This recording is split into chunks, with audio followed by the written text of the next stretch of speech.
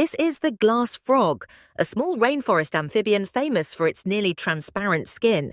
Through its translucent belly, you can actually see its beating heart and internal organs, making it look almost like living glass.